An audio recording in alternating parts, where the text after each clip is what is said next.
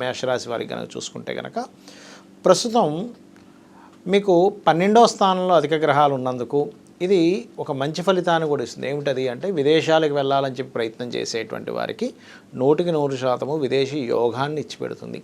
అదేవిధంగా గురువు శుక్రులు ఇద్దరు కూడా ద్వితీయ 12వ అధిపతి అయినటువంటి శుక్ర గురువులు ఇద్దరు పరివర్తన యోగంలో ఉన్నందుకు ధనయోగాన్ని కూడా ఇస్తుంది. ఇక్కడ అయితే మీరు 3వ స్థానంలో 6వ స్థానంలో కాస్త కుజకేతువులు ఉన్నందుకు ఎవరితోనైనా కమ్యూనికేట్ చేసేటప్పుడు మాట్లాడేటప్పుడు అగ్రిమెంట్స్ రాసుకునేటప్పుడు కాస్త జాగ్రత్తగా చూడండి.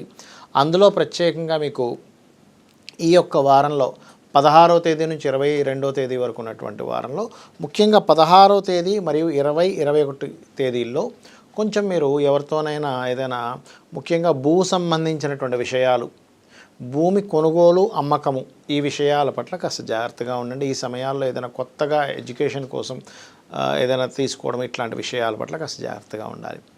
సంతానాన్ని విదేశానికి పంపిద్దామనేటువంటి ప్రయత్నం కూడా ఫలిస్తుంది చెప్పాలంటే. మరియు విదేశాల్లో ఉండేటువంటి వారు అక్కడ ఏదైనా సరే సంబంధాలు ఇక్కడి నుంచి అక్కడ సంబంధాలు ఏదైనా వెతుక్కుందాం అనుకునేటువంటి వారికి కూడా యోగవంతంగా ఉంటుంది. లాభస్థానంలో శని ఉన్నాడు కాబట్టి మంచిదే చెప్పాలంటే. కాకపోతే ఇక్కడ మీరు వాహనాల మీద వెళ్ళేటప్పుడు 20, 21 తేదీలు చంద్రుడు చతుర్థాధిపతి అయినటువంటి చంద్రుడు నీచ స్థానంలో ఉన్నాడు కాబట్టి ఈ యొక్క సమయంలో కాస్త జాగ్రత్తగా